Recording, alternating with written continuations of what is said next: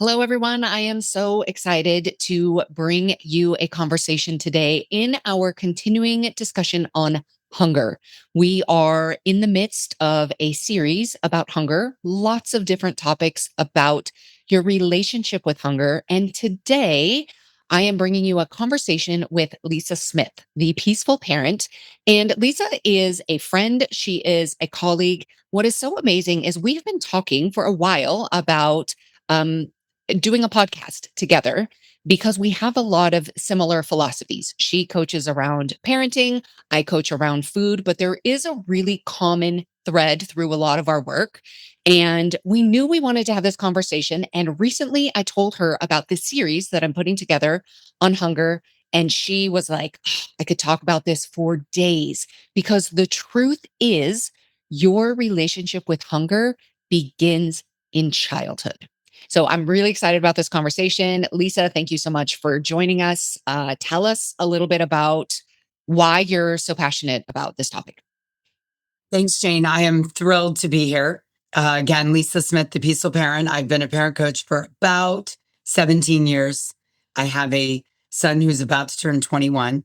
Wow. And I am passionate about the topic of hunger because I look at the difference in how my son looks at hunger and how I looked at hunger growing up.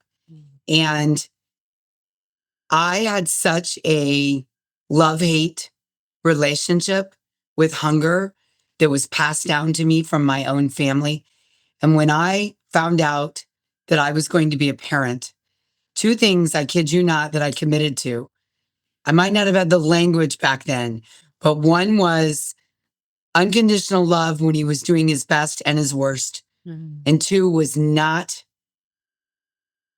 wiring his brain for hunger rather than letting him use his own cues in his body to tell him when he was hungry and when he was full.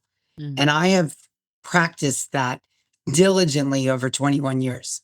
Wow. That's amazing. So tell me a little bit about your, like the difference, contrast the difference for me, what your relationship with hunger was like and starting in childhood and then being able to see what you did with your son and kind of what was different there. Yeah, I grew up in a family, oh my gosh, so chaotic and such low emotional intelligence. And I say that respectfully, if that can be said respectfully. But food was often used as a manipulator. There was, this contrast of people telling me when I was hungry, when it was time to eat, putting food on my plate, insisting I clean my plate because there was, some kid in Africa whose life was going to be better if I ate all my green beans, Yes. right?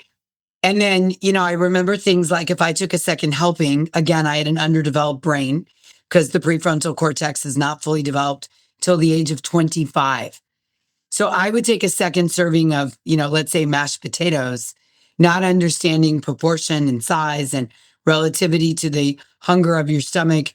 I grew up with in a Lithuanian household, and man, our food was good. So I would take a second serving of something, and because I had moved it from the serving bowl to my plate, I was obligated to finish it, whether I was full or not. And then, so this is the other side of the coin. I had a large body as a kid. And so at the same time that was being told, you must eat, it's time to eat, clean your plate, I was also being berated for the size of my body. I was put on a diet as early as 8 or 9. And so there was all these conflicting messages. Yes. Right. And then on top of it, the third rung of the stool, if you will. So clean plate, but then on a diet. And then the third rung was we used food to celebrate all the time. We used it to soothe. We used it to celebrate. We used it as punishment. You couldn't have dessert if you didn't eat green beans. I wanted dessert. Right. So there was all this, and none of that was about my leptin or ghrelin, right? It was because it was deemed 5:15 and the food was ready. Suddenly it was time to sit down and eat dinner. Even if I had a snack at 4 o'clock, no one took that into account. So that's how I grew up. Okay. Fast forward, I have my son, Malcolm.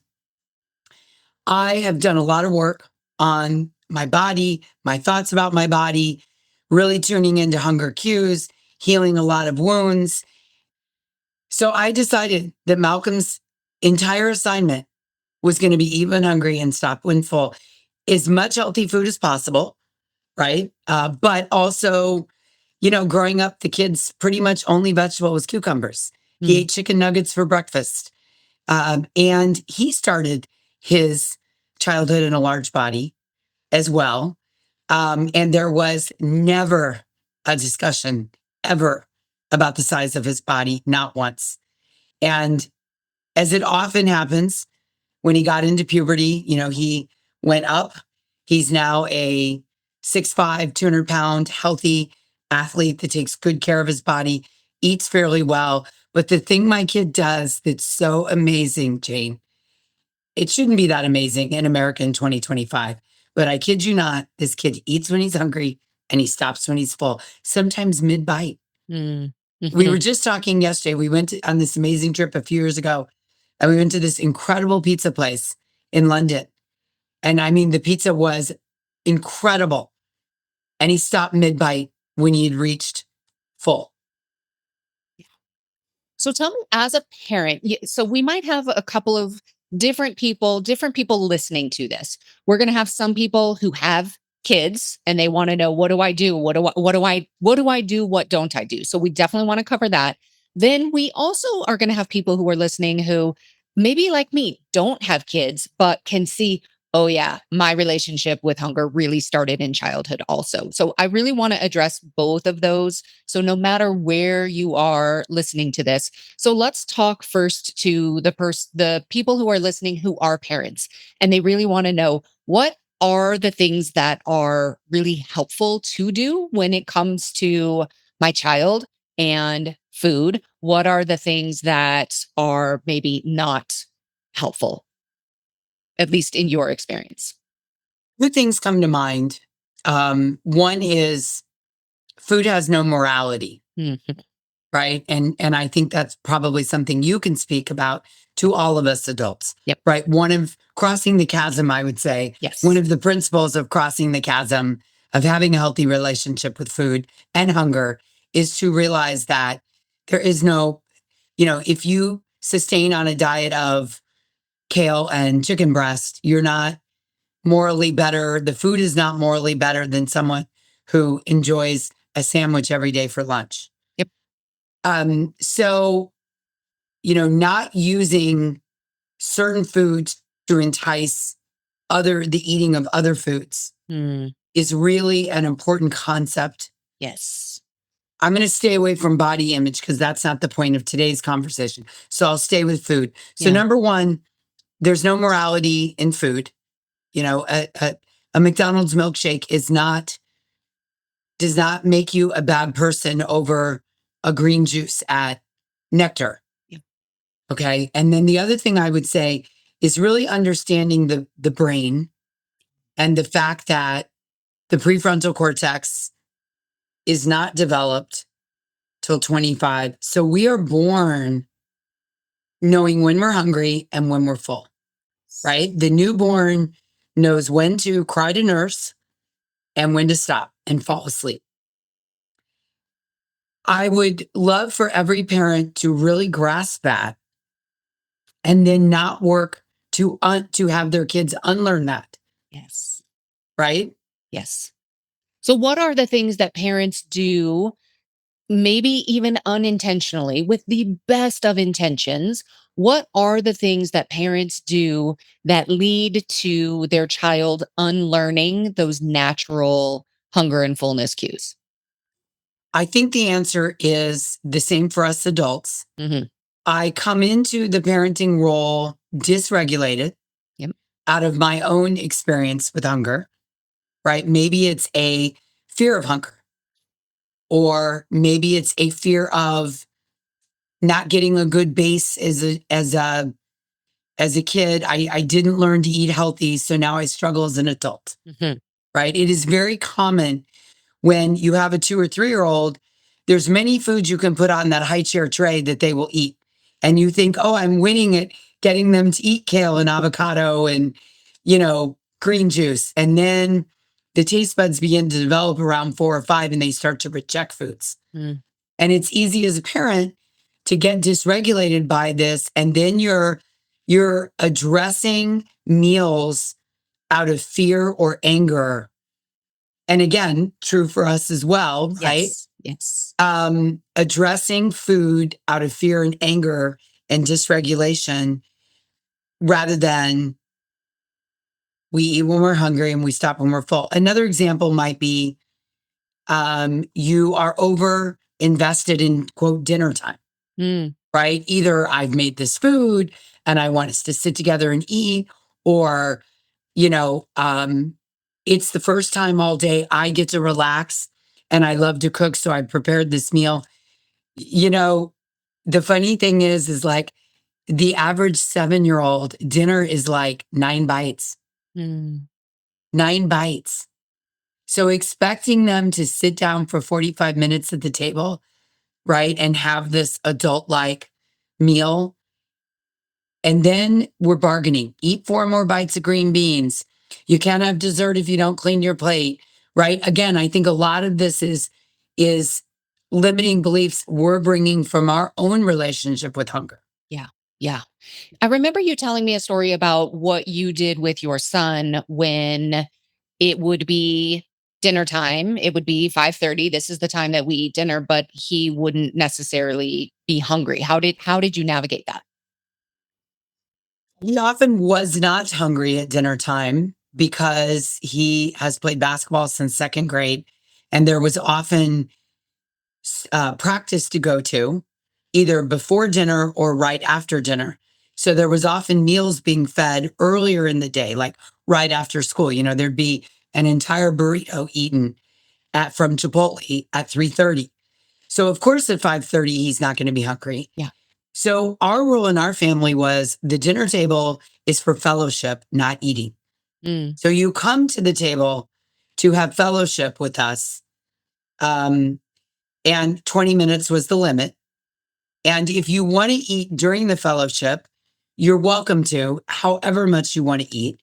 And if you don't want to eat, then you just come and be with us. Now, the caveat is you couldn't not eat dinner to then, you know, make a giant bowl of Captain Crunch cereal 10 minutes later, Yeah. because, you know, cereal is just, I mean, there is no moral issue, but like you do need to eat some protein and carbs and veggies and not just cardboard in a bowl. Mhm. So dinner would be set aside so that if you were hungry later, you know, I was not running a diner. I was not a short order cook.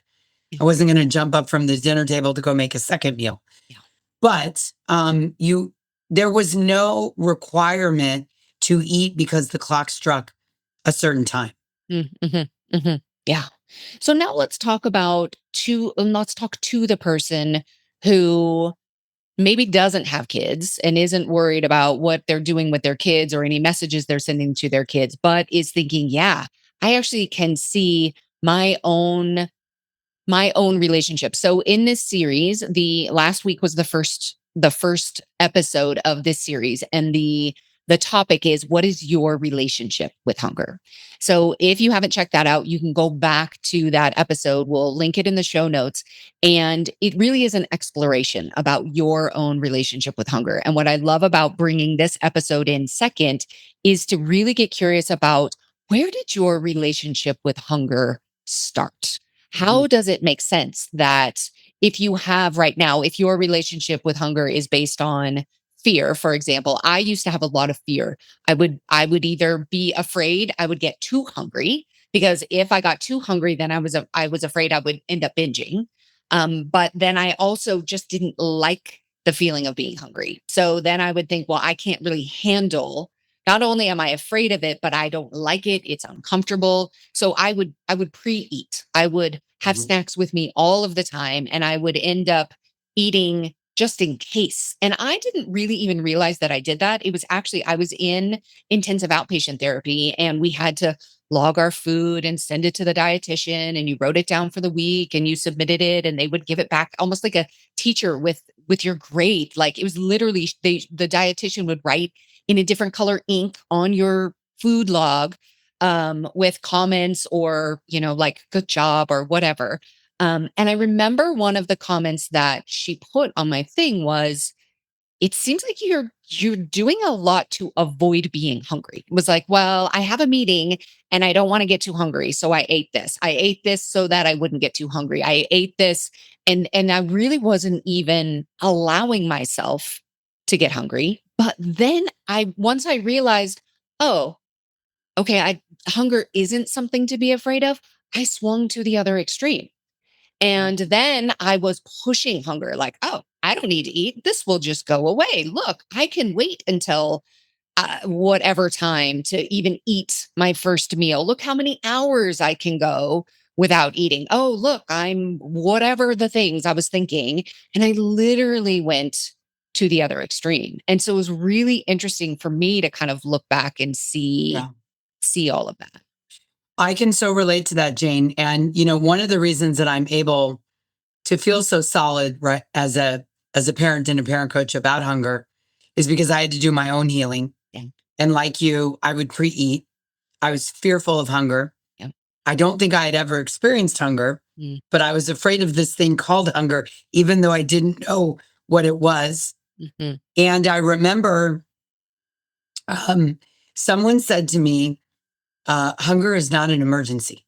Mm. And I was like, whoa, whoa, whoa, whoa, whoa, wait a minute. It was like a needle across the record. What? And you have these moments in your life where people make these statements and it's like the shutter clicking on a camera, right? And that was one for me because here's what I did. I was like you, I would pre-eat. But in addition to that, I listened to other people. Yes. So let's, because of how I was raised, people were always telling me things like, you're hungry, eat, clean your plate. This is a good food. This is a bad food. Now you should diet. As a diet, you should only eat cucumber and boiled chicken. Or now, even though you're on a diet, now we're going to go out and celebrate and, have a burger and French fries. But it's okay to celebrate, even though I put you on a diet last week because now I want to celebrate. Yes. Right. So then I grew up as someone that always wanted or that always needed others to tell me, now it's time to eat. Now you're hungry. I remember when I first started dating my husband, I actually was in relatively healthy, good shape. I had a pretty good relationship with my body, but he was always telling me like, let's go for burgers. Let's go for pizza. Let's go. Or we'd get to a restaurant and he'd say, let's have an appetizer. And I'd say, okay. And it wasn't that it was wrong of him to say it. It was that I never checked in with myself and ever once said like, okay, fried mozzarella sticks sound amazing, but how hungry are you? And are you going to order an entree? And how much capacity do you think you have? Do you want to leave here so stuffed you can't move? Mm. Or do you want to, so I had to learn to tune in inward Yes. instead of outward. And then I could teach other people this. Yes, absolutely. And look at every diet we've been on, every diet that is out there, especially the older ones, but even some of them now, they would tell you, not only would they tell you what to eat, but they would tell you when to eat. At Mhm. this time, eat this. This many hours later, eat this. Stop eating at this time. Only eat between these windows. And so there's so much of that external telling Yes. us what to do that now, I mean, I just can't tell you how many people come to me with the, I don't trust myself. Like, and as much as if they have a memory of eating, kind of that natural relationship with food when they were much younger, it's so far away that it just feels like it's not even possible. But I want every human to know it is a skill you were born with, a trait you were born with, and you absolutely can retrain it. Now, if Yes. we're stuck in fear and we don't, and we even just believing I don't trust myself, that right there, you're closing the door to the opportunity, to the possibility that you could one day, with time, with consistency, with tuning in, you could develop that trust. But it's Yes. like, nope, based on my past, based on my history, based on everything I know, I just don't. Like, period, end of story. And if that is what you take with you, that is what you'll create. But Yes. And I would say it to support you, Jane. You know, I'm in love with confirmation bias, yeah. not in a good way, but like I study it. I'm quite a student. I feel like I have a PhD in confirmation bias. So to your point, if you continue to confirm, I don't in the Yes. present, I Yes. don't trust myself, Yes. right? Yes. Then you don't trust yourself and there's no opportunity, Right. right? It's like you put into Google, I don't trust myself. And all Google shows you is a search of why you shouldn't trust yourself. Right. Yes. And I would just slip in, if you are a parent listening to this and this is resonating with you, please be mindful that Mm. if you're going to constantly tell your children what they like, what they don't like, when they're hungry, when they're full, when they have to eat, you're teaching them to override their inner voice. They will grow up not to trust their cues. Yes. They will, because and then they will be dependent on a diet, a partner, a plan, someone else to tell them when it's time to eat, whether they're hungry, whether they're not. I mean, I spent 40 years not knowing, at least 40, if I was hungry or not. Did I want to eat? If someone said, let's go to lunch, I'll meet you at such and such for lunch, I showed up and ate a meal.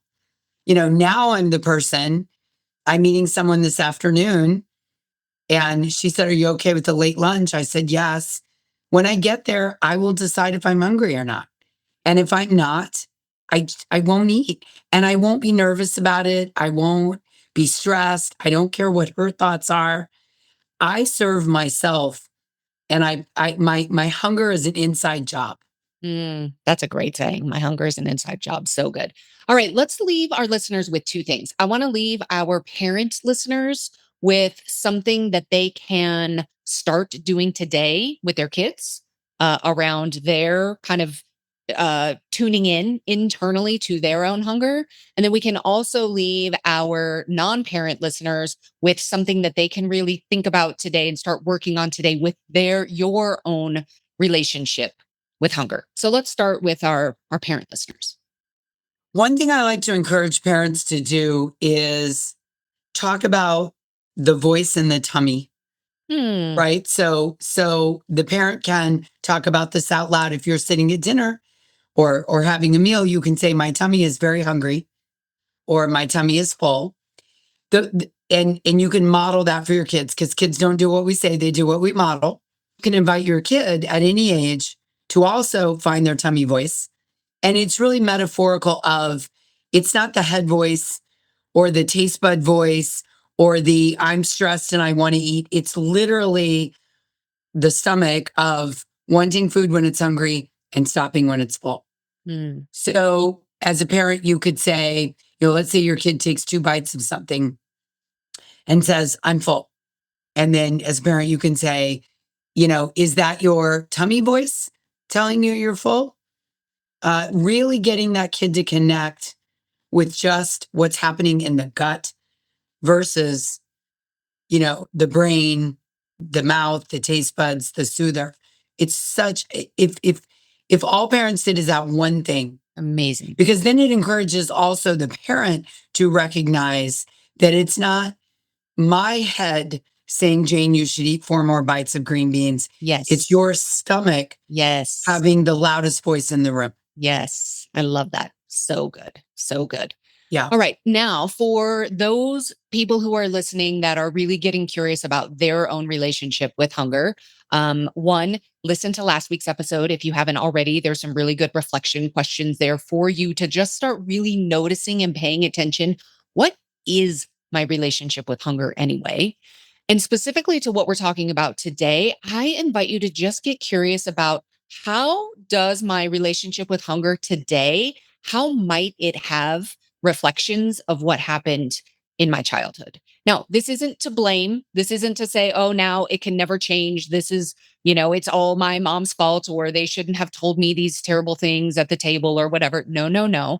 But it's to bring in that awareness, that curiosity of, oh, it makes sense that I have this fear, or it makes sense that I clean my plate because of the messages that I was given. But now that I am an adult, I have the ability that I didn't have then, because just as Lisa was talking about the formation of the brain, it is, we have very different brains now as adults than we did as a kid. Now, we do bring everything with us that came from childhood, but as soon as we're aware of it, we now can make a different choice. Yes. So before we didn't even know we didn't have a choice. We just did whatever we were told, what was shown to us. That's what we did. That's what we knew. Now we can see it and we can say, would I choose that again? Would I choose this relationship with hunger? If the answer is no, you now get to recreate your own, knowing that as a human, you have that innate ability to tune in, to really listen and allow your body to guide your choices. Now, this doesn't happen overnight. This is a process, but it is absolutely possible for you no matter what you've done, no matter how long it's been, no matter what your food history is, it is possible. I also want to make one note. A couple of episodes from now in this series, one of the episodes I have coming is why eat when you're hungry, stop when you're full doesn't always work. So I know Lisa's talked about this a lot, and it sounds like, oh, yeah, eat when you're hungry, stop when you're full. This is what I taught my son. He has such a great relationship with food.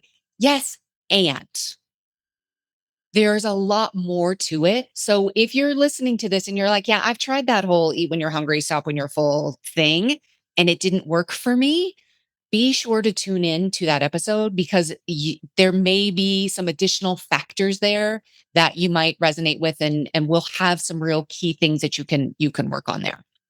All right. This has been amazing, Lisa. Thank you so much for being here. I am sure there are plenty of people who are going to want to learn more about the work that you do. Tell us where people can find you. I'd love to. Thank you, Jane. It's been a pleasure to be here. And you can find me at thepeacefulparent.com. And once you land on that website, there is a free mini course that you can get signed up for, which will talk about how to stay calm and regulated, something we all could use a refresher on or encouragement or help with. And it would be my honor for you to sign up and join me over there at thepeacefulparent.com. Amazing. Thank you so much, Lisa. This was a great conversation.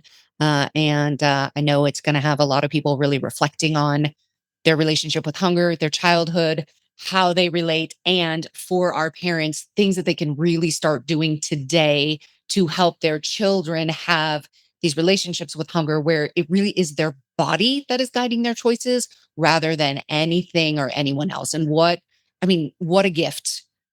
What a gift any parent can give their child to do that. So thank you. Thanks, Jane. I wanted to just say thanks for putting this series together. As a fan of your podcast, really delivering this series on hunger is so beneficial. And I'm thrilled that it's out there and I can't wait to listen to every episode. It's such a powerful conversation and a complicated one for so many people. So I'm really excited to do it. All right. Thank you. I'll see everybody next week. If you like what you're hearing, you will love my new book, The Binge Eating Breakthrough: Why Food Isn't the Problem and What Really Is. Discover why willpower isn't the answer, why restricting certain foods often backfires, and why understanding your brain and body is the key to lasting change. Learn to shift from shame and self-blame to curiosity and compassion. Get it today at janepilger.com/book.